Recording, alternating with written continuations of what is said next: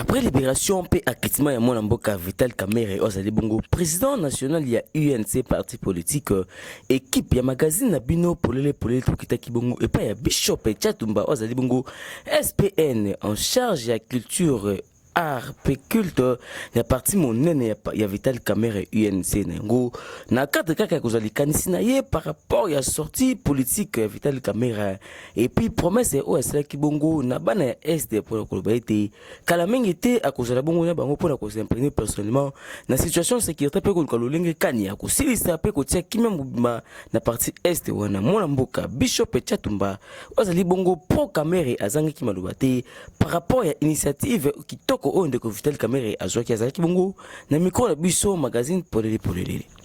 Après détention to libération mon mboka Vital Kamerhe lelo automoni enfin libre et impression na nous par rapport à libération et puis acquittement total mon mboka Vital Kamerhe azali bongo président national INC puis président na yo.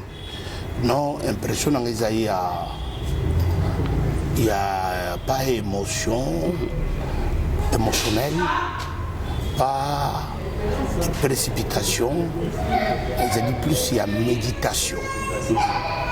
Méditation, concentration, diaspora Mouimba, ils étaient en prière, toute la République était en prière, toute l'UNC, ils étaient en prière, notre chef de file, c'est pour le secrétaire du parti, méditation, concentration, mobilisation des troupes, conscientisation des troupes, pour tous les surtout concentrés pour l'acquittement et à chef. Il y a des colos, il nous a exaucés et notre chef fut acquitté.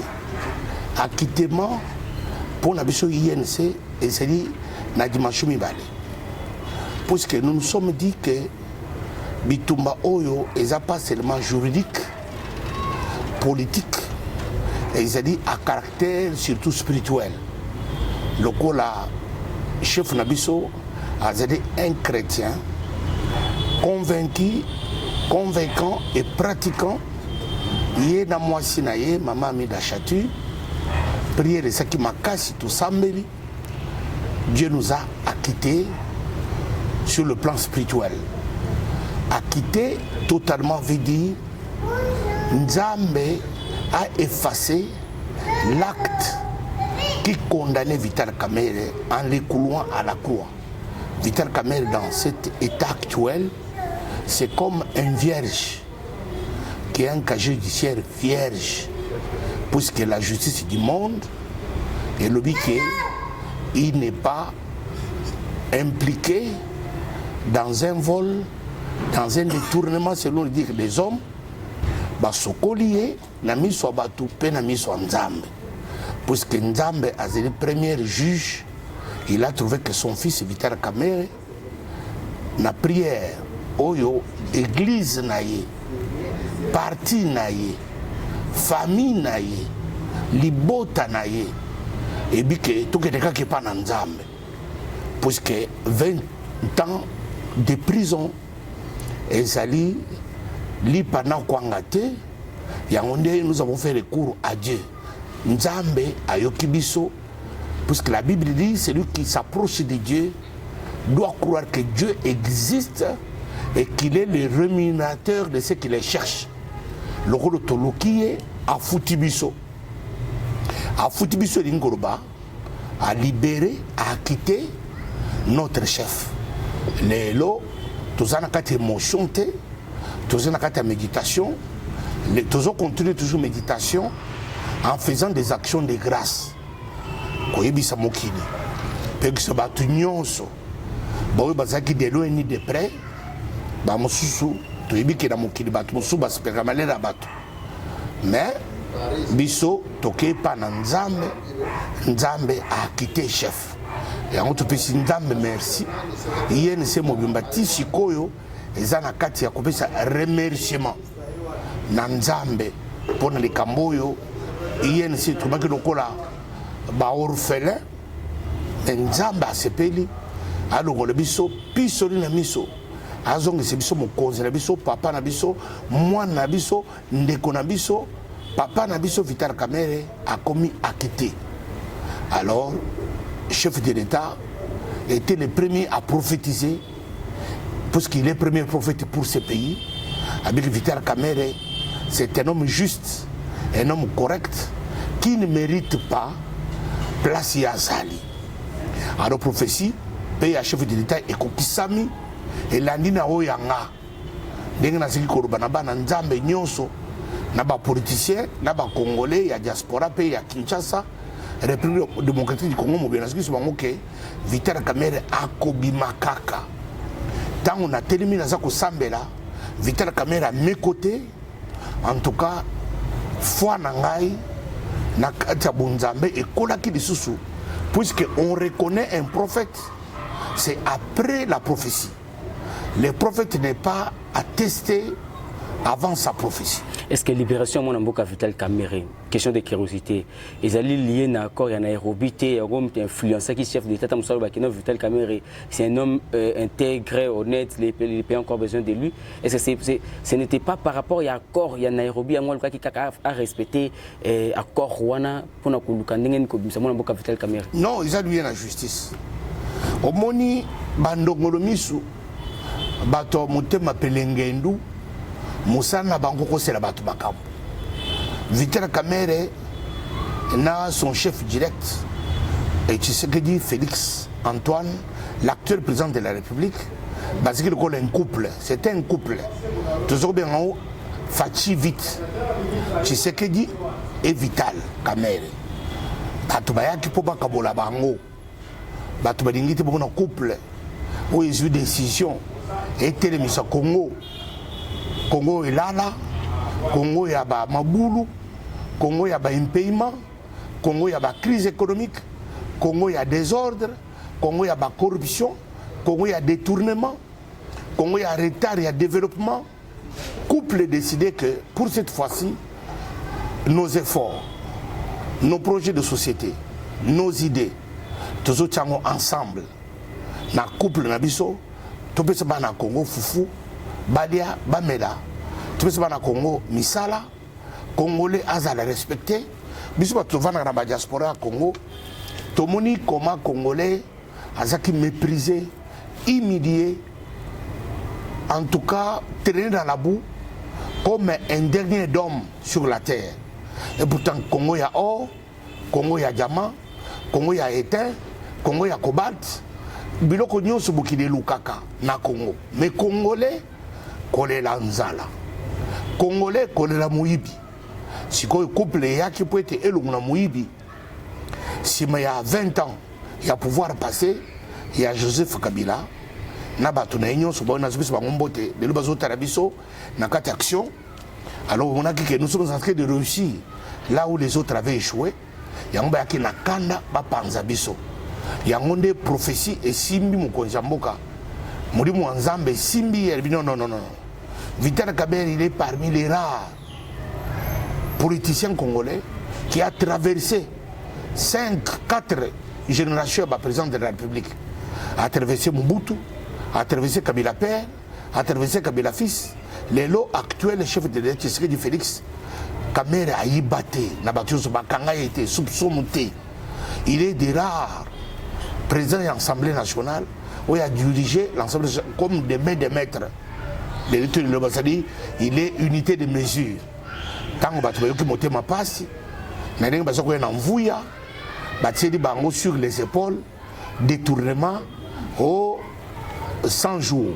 Mais 100 jours, ils ont été basso de mouton. 100 jours, ils ont été 100 jours, ils ont été bandako. 100 jours, ils ont été pont. 100 jours, ils ont été bac. 100 jours, ils ont été économie à Mboka. Mais, Vital Kamerhe, peuple, Bamoni, Bazokende, Nachi Sekegi, Makamozo Sima, avec il faut tout dire à bateau. Il y a un débat qui biso. Voilà. Juste après libération to akitma na mona mboka Vital Kamerhe et asangisa kibongo lisanga ya INC oyo pozali moko ya SPN kuna na kati en charge ya culture et art.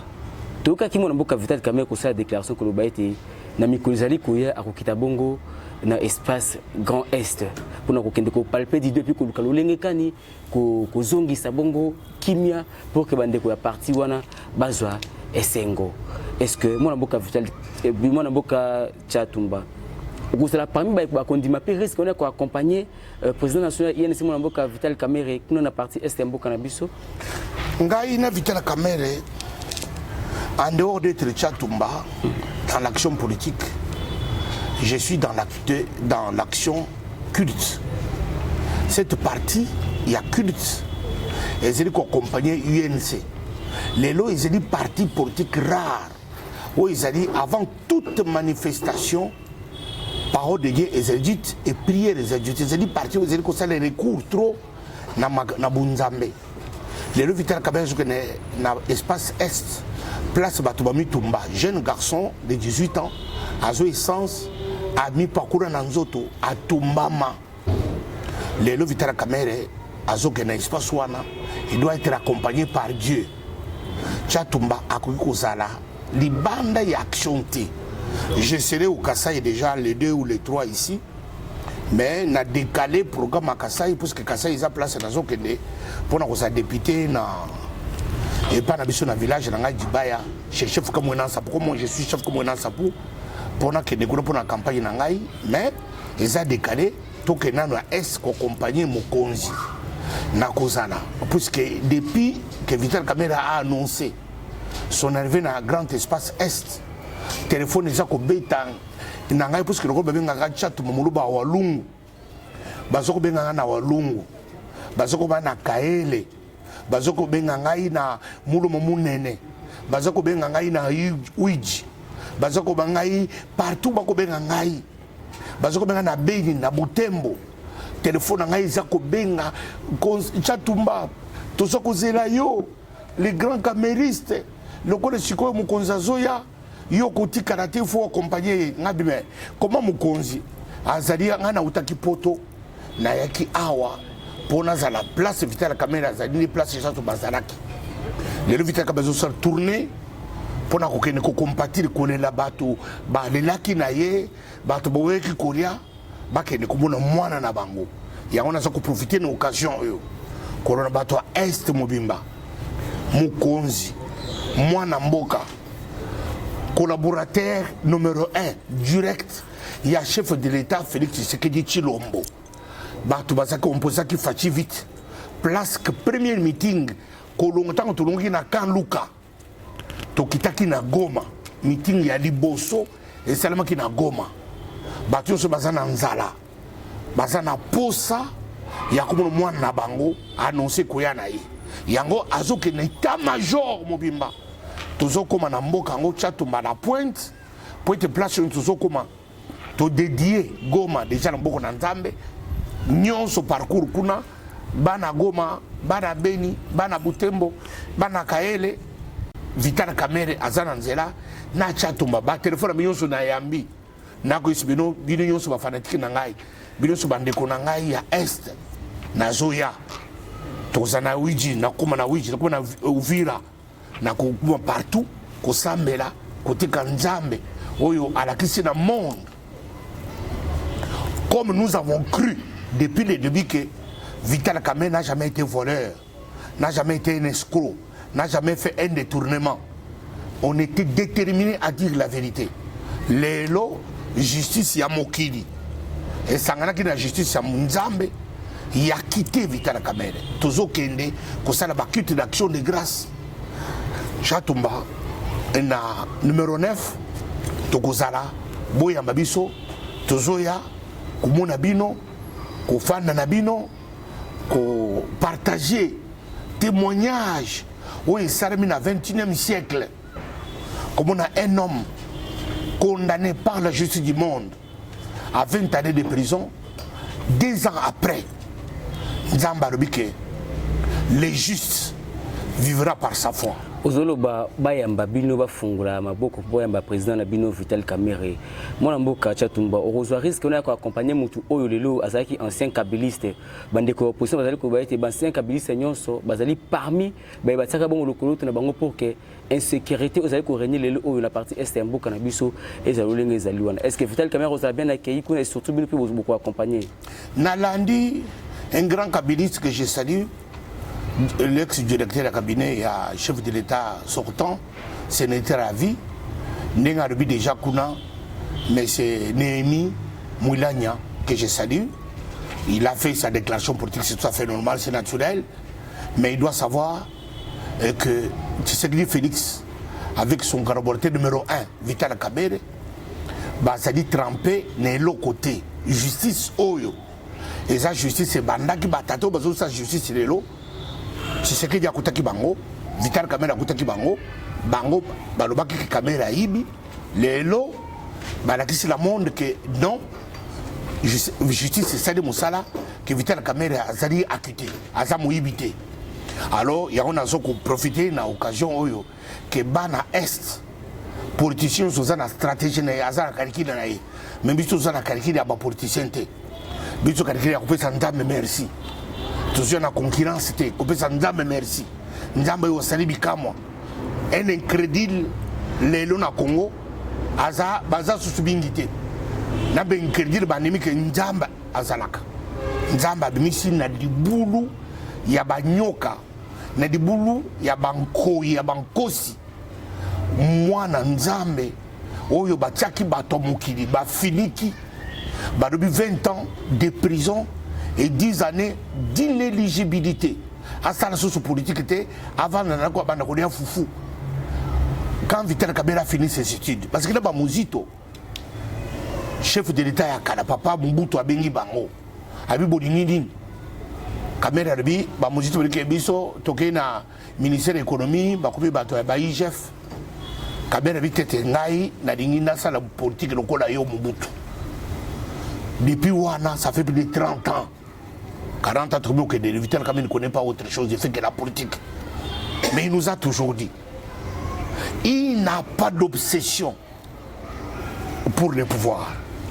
Il a que l'ambition et la conviction pour le pouvoir. Yango Bisso, nous allons l'accompagner.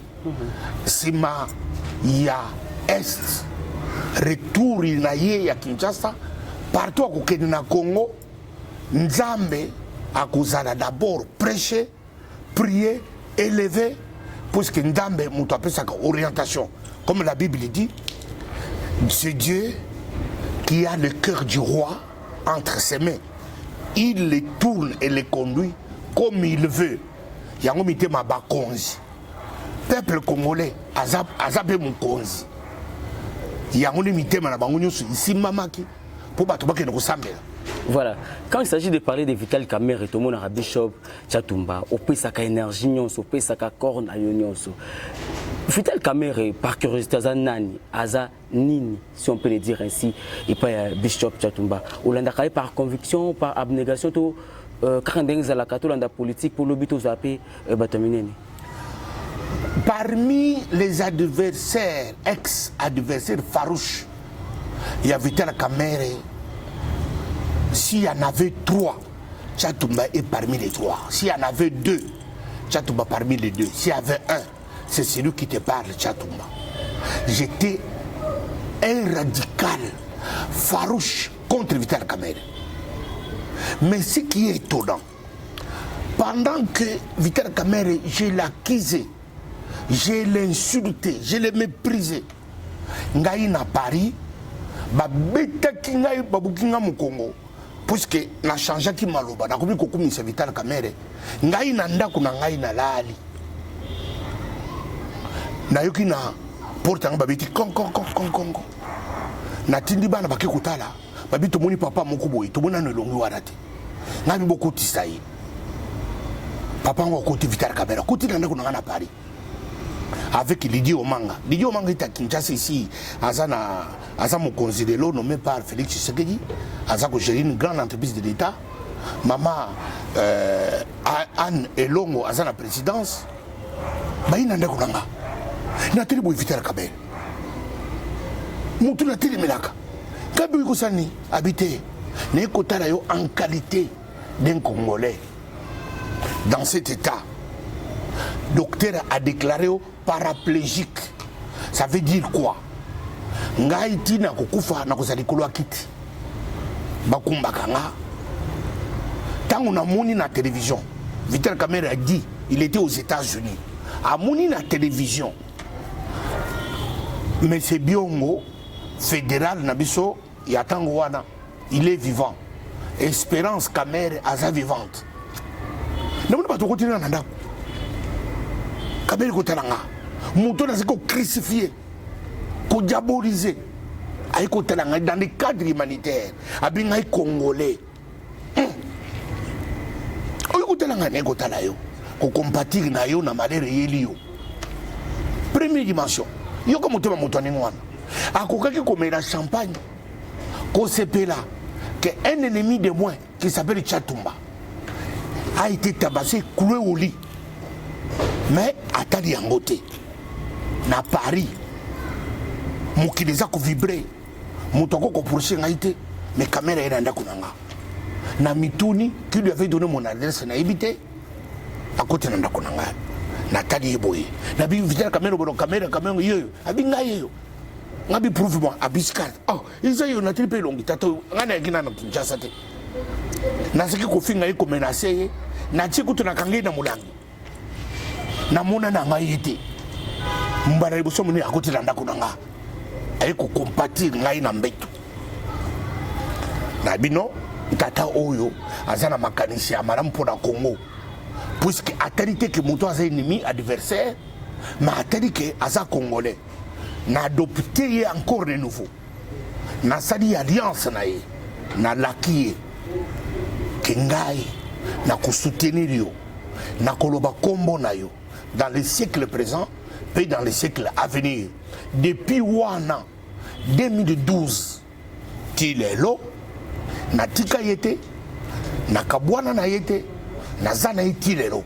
Yoka d'abord première dimension. Deuxième dimension, tant que je connais vendu naïe, n'a pas dit qu'on consulter projet de société, il y a INC par rapport à Mboko au Congo. Oh, n'a tenu Moutoza Kotala Congo au centre de l'Afrique avec ses 9 voisins, comme un éléphant à Kouya, à Sina Moupebe, à Foukabi, a démontré que nous pouvons être un bénéfice pour les nos 9 voisins si nous avons un leadership responsable, visionnaire. Oh, il faut azala la soutien à Tchatumba. Il y a depuis wana. Na commis membre de l'UNC, n'a adopté l'UNC, Vital Kamer en réalité a nommé Ngaï secrétaire politique national en charge de culture, art et culte. C'est-à-dire quoi? Le roi n'a pas dit que ministre de la culture, il y a UNC. Alors, Moutonigo a Nathalie, les lots a eu condiment. Nazo na Kinshasa, Nana Ski Moutopoto, a l'obino non, Tchatumba, à Mboka. Nazongi na Kinshasa depuis Nazonga le 17 mars 2019. Ça fait aujourd'hui pratiquement 3 années. Je suis sur le terrain. Vital Kamer ne m'a pas laissé tomber. UNC ne m'a pas laissé tomber une seule seconde. Je travaille dans la paix, en collaboration avec toutes les autres structures, sous la direction de notre Premier ministre, qui s'appelle secrétaire national du parti, notre bien-aimé Efler, Nani Billy Campbell Eraston, général 5 étoiles, qui conduit ce gouvernement avec beaucoup d'abnégation, de courage et d'intelligence. Alors, Moutouaningo, avec un parti comme celui-ci, Vital Kamer est beaucoup pour moi. Pas seulement parler sur le plan que je peux nommer comme les gens disent dans le monde matériel, mais et notre parti, nous sommes aujourd'hui un parti au pouvoir. Nous gérons, nous sommes impliqués à la gestion de ces pays, nous sommes impliqués à la direction de ces pays parce que nous avons les ministères clés qui font partie du gouvernement de ces pays. En tout cas, Vital Kamerhe, biologique, moi, King, la princesse de Walloum, m'a adopté. Sa famille, leki na ye nyonso, bana na bango nyonso, ba adopté ngai. Sa femme, maman Amida Chatur Kamerhe, m'a adopté. Son parti m'a adopté. Son village natal m'a adopté. Sa province natale m'a adopté. Ses fanatiques, ses fans sous collaborateurs m'ont adopté. Aujourd'hui, Vital Kamerhe est beaucoup pour moi. Il m'a trop changé. J'étais un Tchatumba fou. J'étais un Tchatumba brutal. J'étais un Tchatumba colérique. Mais il m'a trop changé. Pourquoi? Parce que Vital Kamerhe, c'est un pacificateur. Personne ne peut jamais être à côté de lui. Un pacificateur. C'est pour dire que pour moi, il est beaucoup. Voilà. Beaucoup et beaucoup trop pour moi. Voilà, merci beaucoup parce que tout le monde m'a dit que ça. Tu as dit que vision, il y a parti politique qui nous a pour conquérir le pouvoir, pour conserver en haut le plus longtemps que possible. Le tout le monde cache, UDPS na UNC. Élection 2023, il y a un peu de Soki et Rosala. Et Rosala, problème était pour la UNC, étant parti politique, vous avez pu envisager de gérer Mboka Koto, il y a un gambo de UDPS. Bisso, du moins jusqu'à présent, nous avons un seul candidat qui s'est prononcé, qui s'est annoncé. C'est le nôtre qu'on appelle Félix Tshisekedi Tshilombo. Candidat, il y a Union sacrée de la nation. Notre candidat qui s'appelle Félix. C'est en 2023. C'est celui qui est déjà là. L'UNC, ce n'est pas à l'ordre du jour, puisque nous formons l'Union sacrée. L'Union sacrée, nous avons un candidat qui s'appelle Félix Tshisekedi Tshilombo, du moins jusque-là. Alors, nous n'avons pas encore à notre parti dire le contraire de ce qui s'est dit. Voilà pourquoi l'UNC fera partie de l'Union sacrée pour les élections il y a 2023. Wana et Zali, du moins jusqu'à présent, ce qui se trame dans nos états-majors, ce qui se dit et ce qui se croit être. En dehors de ça, comme la politique économique, on ne sait pas ce que ça va s'annoncer, ce qui peut être annoncé encore, mais du moins jusqu'à présent, jusqu'en 2023, nous avons un candidat que nous appelons Félix Tshisekedi Tshilombo comme candidat de l'Union sacrée. Voilà, tout comme Nassouka Mboka Tchatumba, question de curiosité. Juste quelques jours après sortie médiatique à Mboka, Vital Kamerhe rentrée politique, tout le monde qui est dans le palais de la nation, Koyamba na Oya plutôt Koyamba Bongo, ancien président nigérien. Le aussi va tourner Mboka Tchatumba, Oya Bisabiso, fonction ni Vital Kamerhe allait jouer le haut la présidence de la République. Fonction est fonction Vital Kamerhe Bisabiso boy. Je préfère na répéter comme Vital Kamerhe Bisabiso. Alors Bakaboy. Fonction et ça la montuté. Mais moto il y a ça la fonction. Tellement que Congolais tous à la carte maladie à titre. Ils ont dit qu'empêcher Congolais total à tous dans la même direction. Il y a un autre bâtiment qui est opposant. Puisqu'il ne fait pas partie du gouvernement, il y a un autre bâtiment qui va échouer, il va échouer. Non. On a dit que Guilin Nyembo est directeur de l'État, nommé avec ordonnance. Vital Kamerhe est l'ex. Mais Vital Kamerhe, il est le collaborateur sur le plan stratégique, sur le plan de son expertise. En tant que président national, il a parti comme UNC.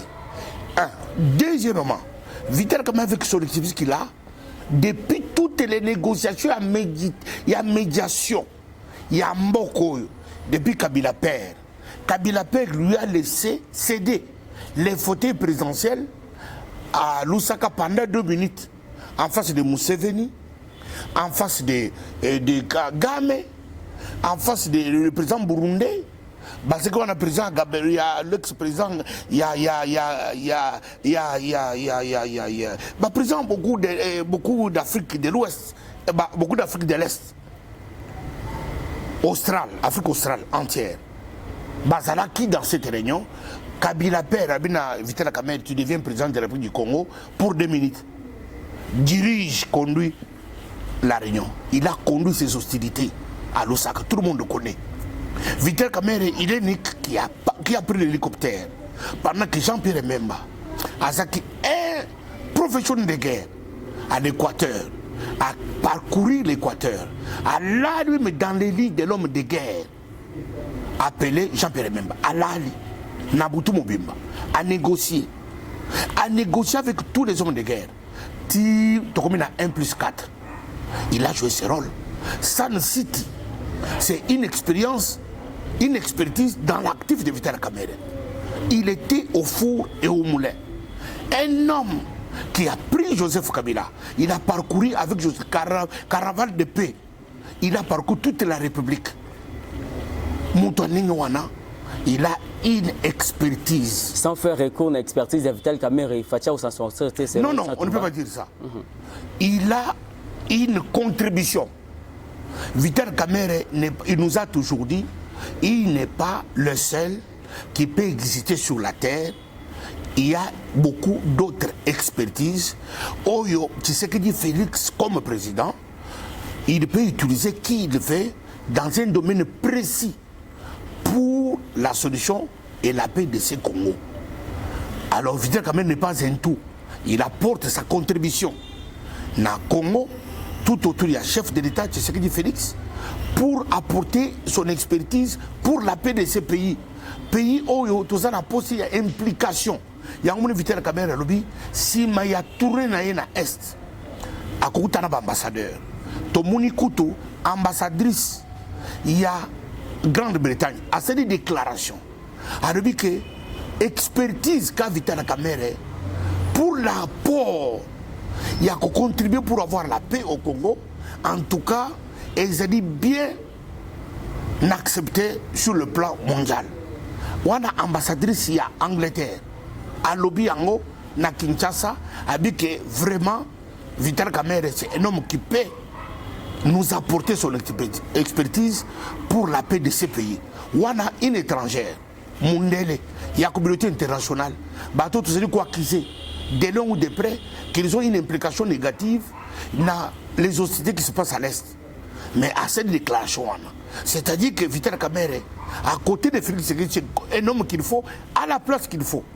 Et nous, nous avons vu au Congo, ils sont Congolais, nous sommes maçons. Congolais, nous sommes électriciens. Congolais, nous sommes cordonniers. Nous avons que des journalistes qui connaissent tout et qui connaissent mal. Voilà. Nous avons besoin qu'aujourd'hui, comme président de la République, a compris que à chaque personne, son expertise, son expérience, il peut nous apporter un apport pour contribuer à la paix dans n'importe quel domaine précis du pays. Yangonde Azu Vital Kamerhe a confié cette responsabilité-là à côté de lui, Bassala Moussala, comme il a lancé l'appel à tous les autres politiciens congolais. Merci beaucoup, Bishop Tchatumba Tokomi, pratiquement Nasuka. Et avant pour ça, un message na auto mot de la fin na yo. Okolobani na baibazali koloba. Baibazali bayebi pena ko maîtriser politique bien té. Obazali ko baete. Il y toujours ko continuer ko publicité to ko kumisa. Tata mokonze ko Félix Kasi et a baby ça déjà réputation Vital Kamerhe na muté ba kongomani belé bayebi déjà que mon mboka Vital Kamerhe atabo laver d'une manière politique mais bango bayebi té azali moyibi oyo ba ko bosana kati na lisolo ya affaire sans jour. C'est tout à fait normal. Mais ce qui va se passer, c'est le rôle de la justice dans une nation.